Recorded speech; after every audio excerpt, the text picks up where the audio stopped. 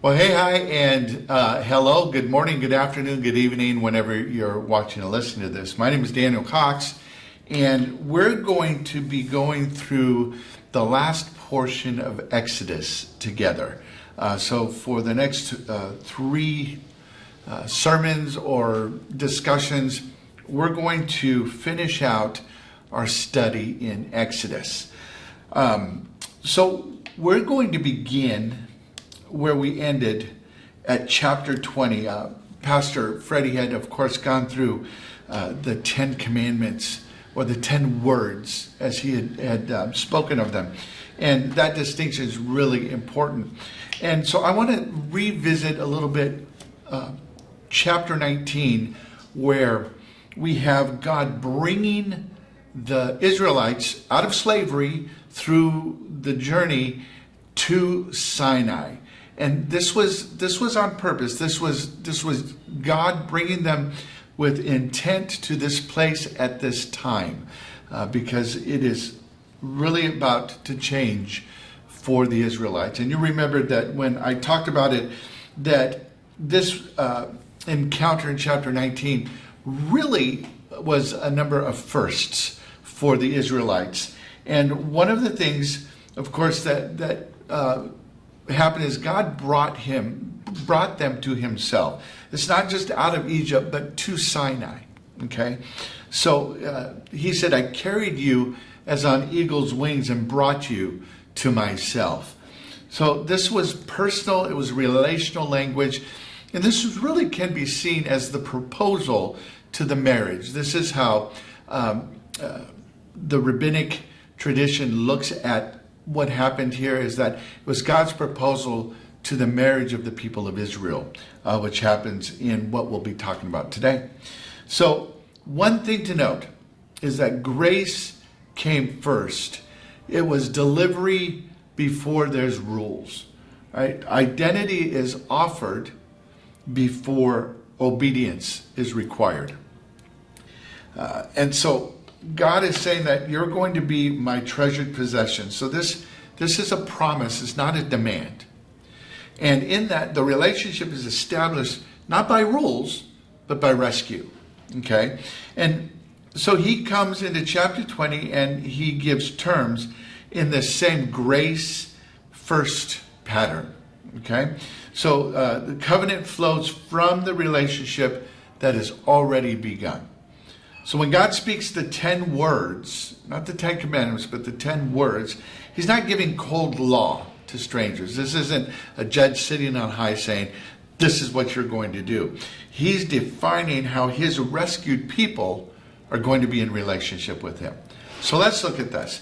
So the divine approach, in verse 1, God says, or actually Moses says, and God spoke all these words. And the word for words here is devarim.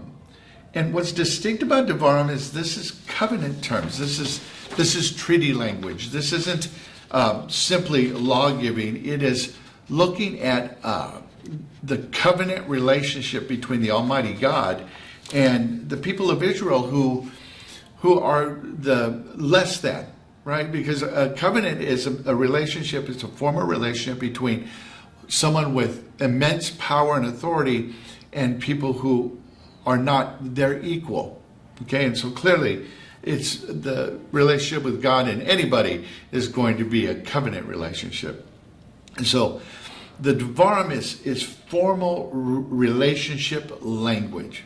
It's not commandments. And that's very important as we're going through this. And so Moses reports what God spoke directly. So in verse 2a, it starts with, I am the Lord your God. And what God is doing here is establishing his divine authority. He is Yahweh. He's self-existing, eternal. This is his covenant name, the Lord. And the personal claim, your God. I am your God. Relationship-based authority is what he's establishing here. And so the only creator of the entire universe, he has the right to command. And so he's establishing, he's defining how creation works as the only creator who can define how creation works.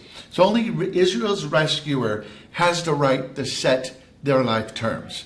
And he does it at the very beginning. I am the Lord your God. And so I love before any specific command, God establishes his right to command. And then he continues and speaks the 10 words, chapter 20, verse 2b through 17. And what he's doing is he's establishing relationship both vertically and horizontally. So verse 3, he's saying no other gods, which is, there's nothing that's going to be before me, he says. In my presence, in my face, nothing is to be between you and me. This isn't atheism. It was more like polytheism. Excuse me, was the temptation in the time. What's interesting is that the idea of a god was very personal for people. And what they would do is they would carve idols and have a place in their home that they expected their God to be present in. And God is saying, no, this is like marriage. I want exclusive authority. There's not going to be anything between you and me. And so other gods, in the minds of the people, the hearts of the people in the Near and Ancient East were competing for ultimate allegiance. And God is saying, I want all your allegiance. And this is very distinct, very different. Most people have this polytheistic idea that, hey, if I can get as many gods into my house as possible, I'm golden.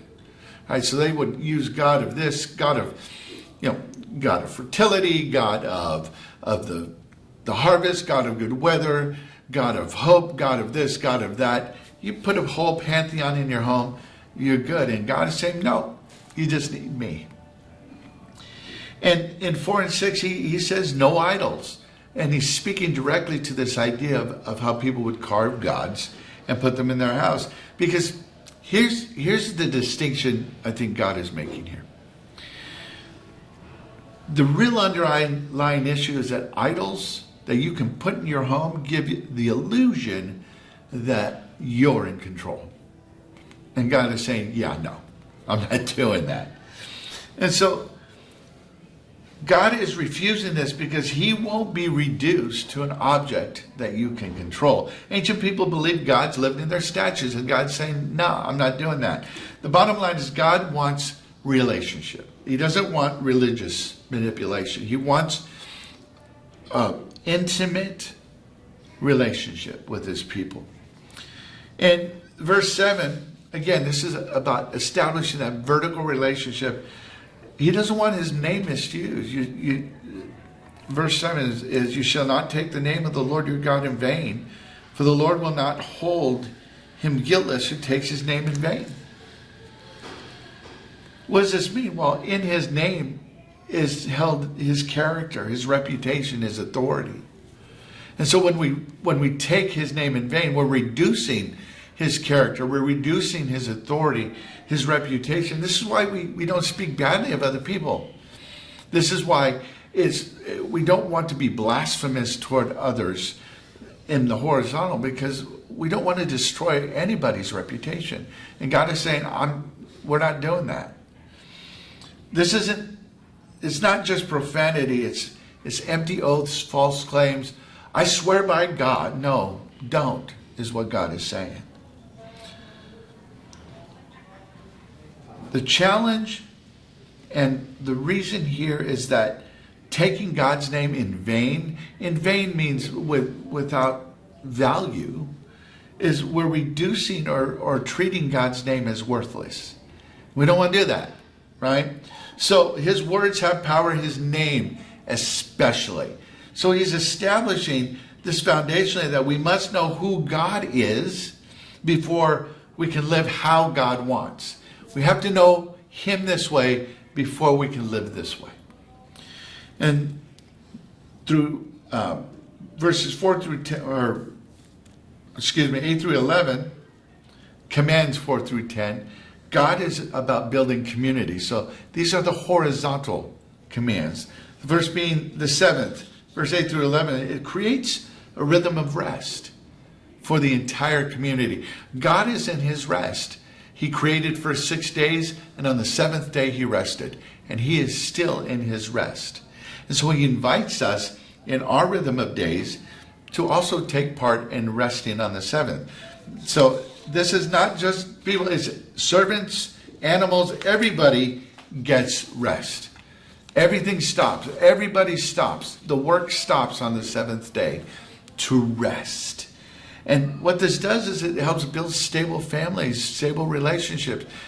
Dad, brother, sister, they're not out there doing some work. We can all be together. We can all rest together, speak together, take food together, talk with one another, build relationships. This is why quiet and rest with God is important. It's the same thing. Building relationships takes presence, time, effort. If I'm working, if I'm focused on other things, it's hard for me to build relationship with other people and with God. God's always present. We can always be talking to him. It says pray without ceasing.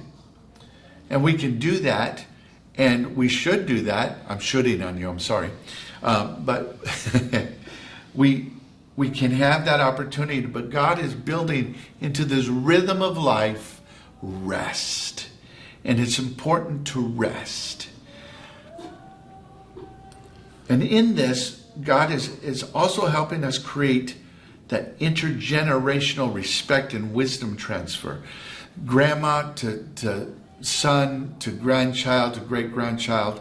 This connected relationship is where so much rich wisdom, knowledge, and understanding gets shared and imparted and built. And it's building the family culture, which was the central unit of the society at that time. So it's very critical. And so the rest of the commandments, well, I was speaking right here of honor parents, about building the intergenerational wisdom. The rest of the commandments, no murder, adultery, stealing, false witness. This is about protecting the four pillars of community. There are 4 pillars. There's life. You have to be alive to be in community. There's family. There's property, and there's justice. And so do not murder is protecting life. Do not commit adultery is protecting family. Don't steal is protecting property. And don't lie, don't bear false witness is maintaining justice. And then the last part, do not covet. Do not covet your neighbor's wife. Do not covet your neighbor's goods. Addresses the heart attitude that ultimately can destroy a community. We can have everything, but without gratitude, things fall apart. A lack of gratitude, I believe, is the root and foundation of entitlement. And when you get an entitled mentality, then you're running around saying, oh, I expect this. I expect this because I'm entitled to it.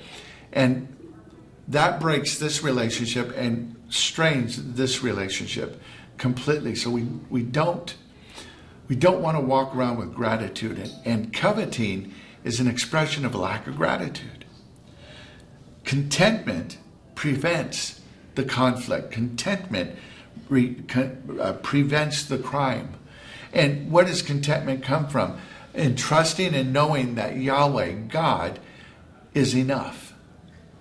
That just like in the desert where he's providing manna, he's providing quail, he's enough. And this is something that we have to remember, and he's built this into his covenant. And these aren't just personal morality rules.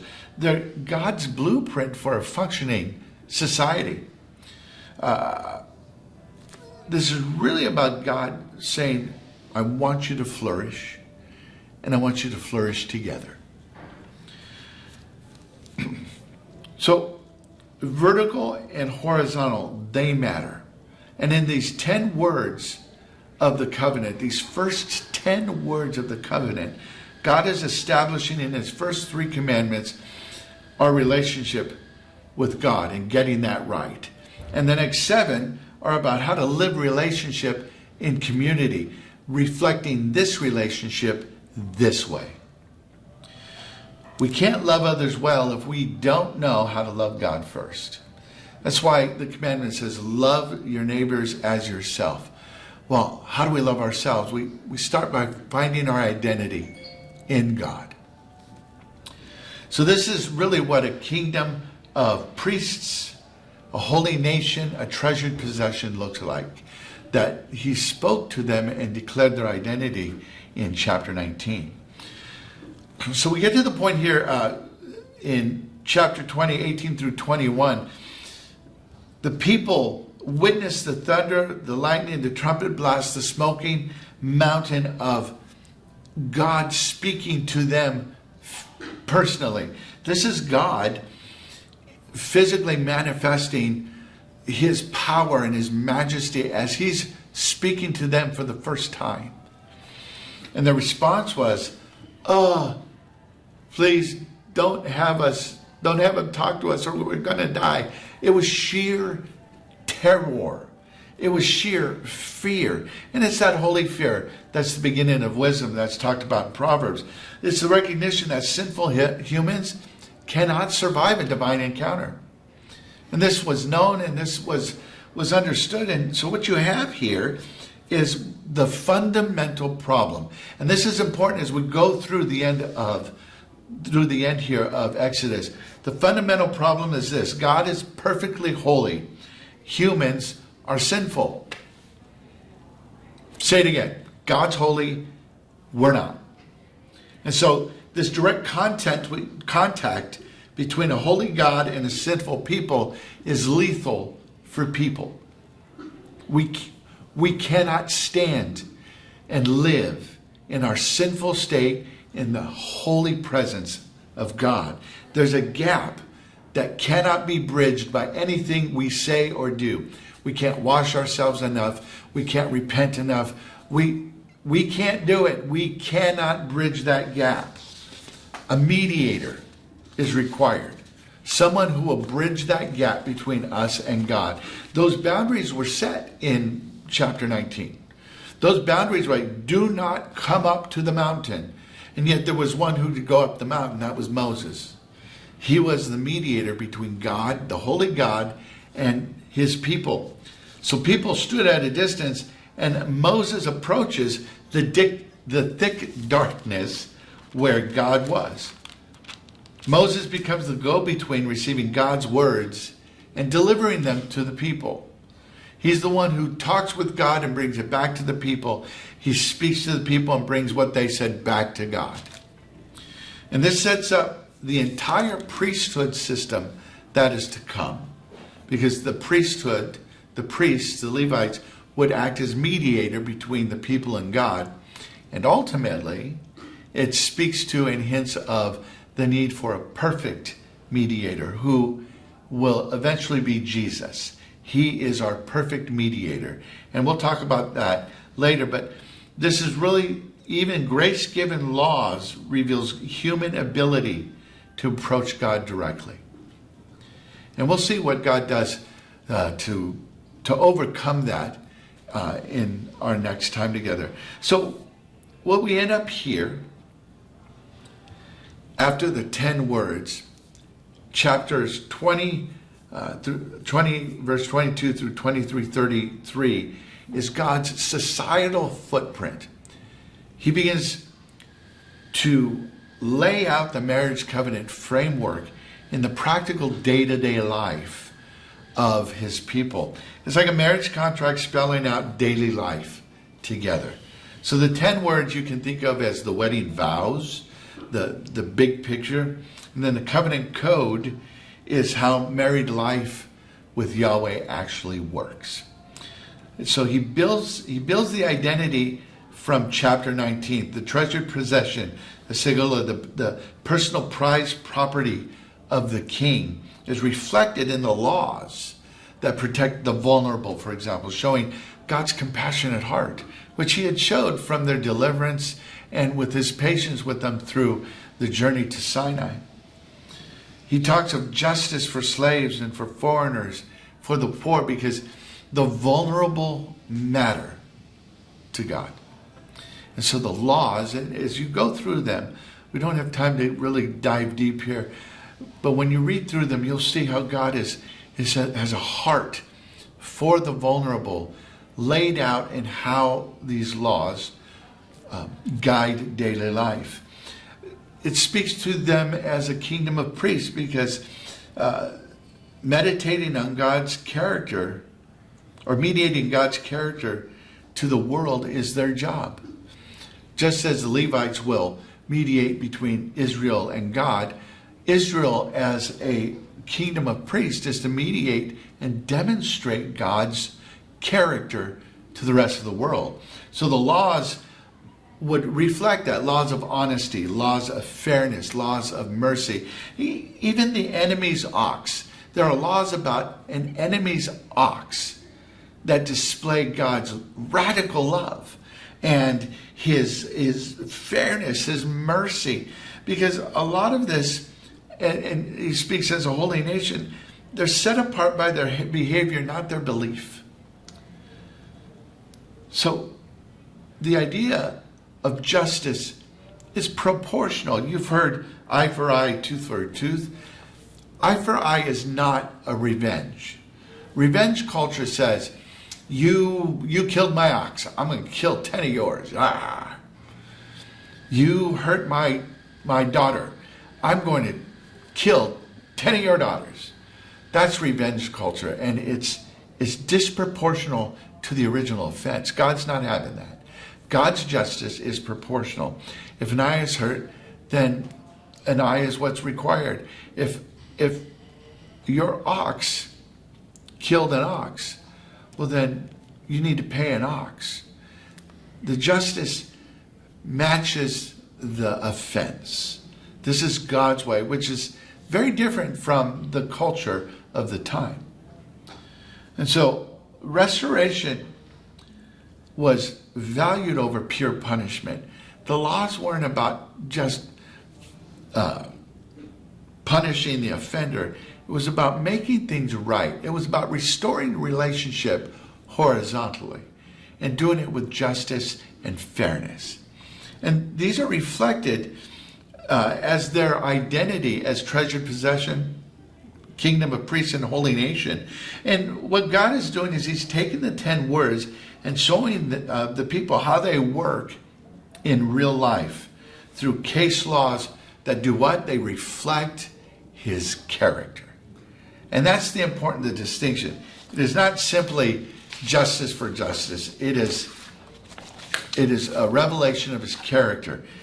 Justice for vulnerable people, slaves, foreigners, the poor, measured and proportional consequences, and restoration focus. Thieves repay.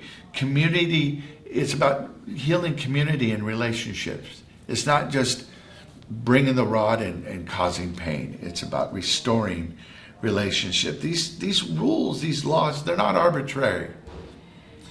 Let me say that again. They're not arbitrary. They're not just, I'm just going to cover all that. No, they are God designing a society that displays his character to the world. As the Israelites live among each other, they are revealing God's character to everyone around them. So people would be like, wait, they do things a little differently. Why do they do things differently? It's not something, that's something to be looking at. And so we get through the 10 words and the laws, the covenant laws of cause and effect. And in chapter 24, 1 through 11, God seals the relationship. There's a blood sacrifice that establishes the covenant. In 3:3, Moses came and told the people all the words of the Lord and all the rules. And so he declares to the people, this is what you're getting into. This is what God has said. You need to understand the relationship as God has defined it. And What I find interesting here is that there's no negotiation. There's no back and forth here. God is saying, this is what we're doing. You ready? This is what we're doing. And Moses declares that to the people. And then says, and all the people answered with one voice and said, all the words that the Lord has spoken, we will do. And again, it's like their response when God spoke to them in chapter 19. And their response was, okay, we'll do it. It was sincere, but it was fragile because we're human. And, the reality is the covenant will be broken. And we know this. But it had to be established first because this is God setting the foundational groundwork for what will ultimately be completed in the work of his Son. And so the people respond, and then Moses wrote down all the words of the Lord. It's chapter 4, and he rose early in the morning and built an altar at the foot of the mountain and 12 pillars according to the 12 tribes of Israel. So he builds an altar with the 12 pillars representing the 12 tribes. So everybody is represented at the altar with God and in this sacrifice. And then young men offer burnt and fellowship offerings. And what does Moses do? He separates the blood from those sacrifices. And half of it, he offers it to God on the altar. And then he reads the covenant again. One more time. Just for clarity. One more time so you understand what we're doing. We've offered to God, and he reads it again, and then with this blood of the covenant the Lord has made for you, he sprinkles the other half on the people. So the covenant is sealed in blood. And it's the first step towards what would become the sacrificial worship in the temple and ultimately be culminated with the blood of Christ. You see how everything just keeps pointing toward Christ and what he's going to do? God is establishing the foundation to fulfill his promise and his purpose and his plan. This is not arbitrary. This is not, we'll see how it unfolds. No, God planned it from the beginning for you and me. And so the blood sacrifice becomes this foundation for all covenant relationship and establishes the pattern of temple worship and points to the ultimate sacrifice, who is Jesus Christ. And then in 24, verses 9 through 11, this is crazy. This is where it gets crazy. Listen to this. Then Moses and Aaron and Nadab and Abihu and 70 of the elders of Israel went up. Until this point, Moses was the only one who was going up into the presence of God. Now the elders of the tribes are going up. And there was under his feet, and verse 10, and they saw the God of Israel. So they went up into his presence and they saw the physical manifestation of the God of Israel. And I love this.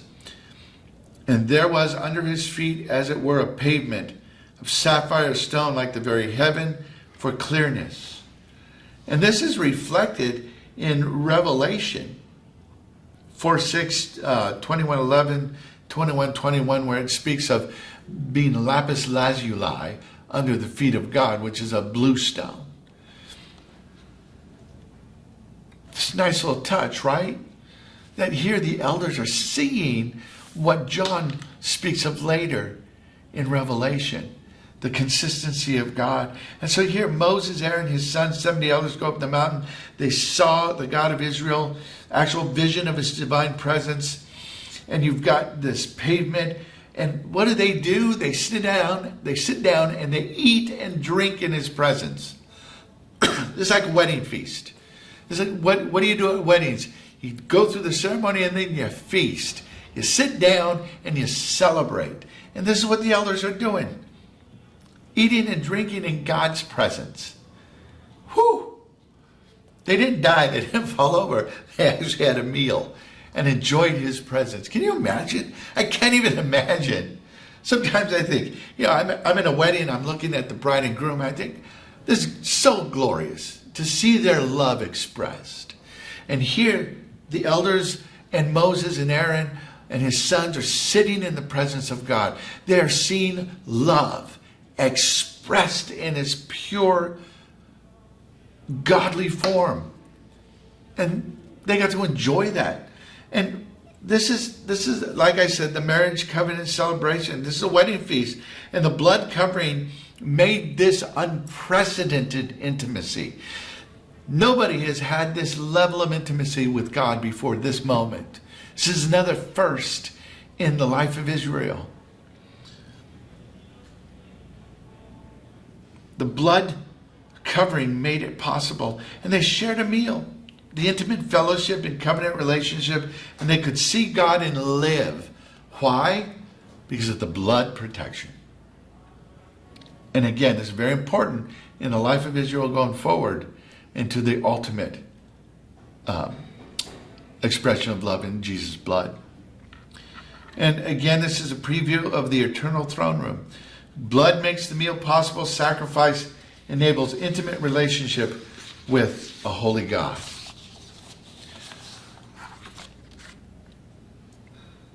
So here in this encounter with holy God, God is establishing intimate covenant marriage level relationship with him. And he's doing it through law, through sacrifice, and through shared presence. That he's present with them.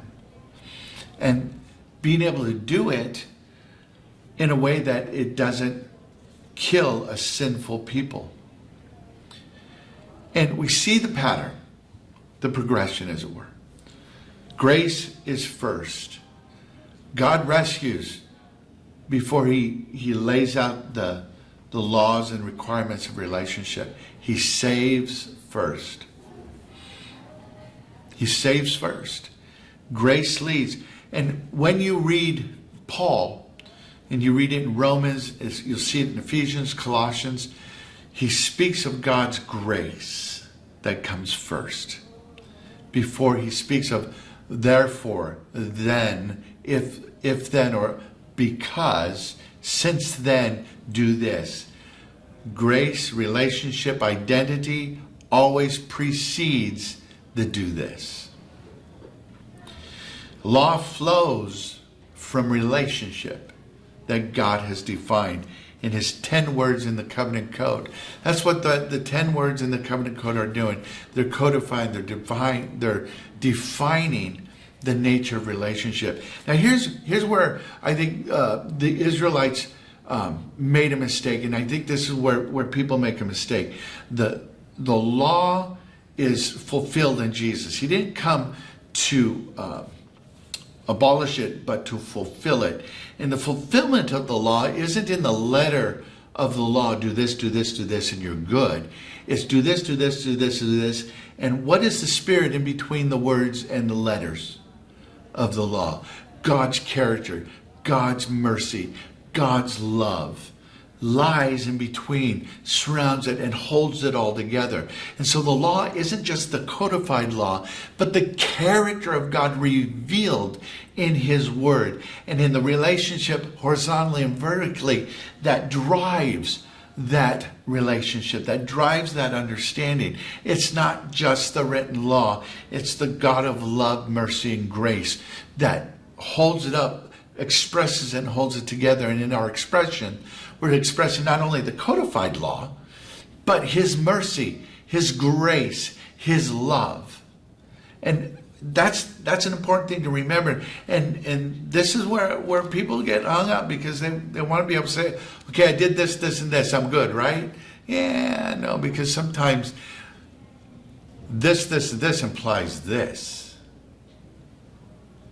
It implies this. If God is enough, then it implies that we can take everything we own, give it to another person, knowing that God's going to take care of us. That's kind of hard when you have a lot.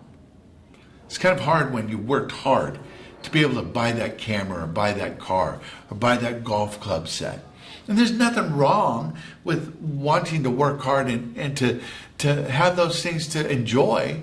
But when they stand between us and God, when they become the thing that you want more than God, then there's idolatry going on. And so this is part of living out of that relationship. And then the blood, the sacrifice, seals and makes intimacy possible. And this is unprecedented. Unprecedented. It has never happened before. And so the marriage covenant is sealed in that blood, and the people enjoy a wedding feast, and now we have established the pattern for covenant relationship with God. Grace, law, sacrifice, intimacy. Grace always comes first. Law, sacrifice, intimacy. The relationship is begun. The marriage is established. And there's so much more to come for the people of Israel and ultimately for us. And so we'll look at that next time. And I appreciate you hanging with me. And we will see you next time. Thank you.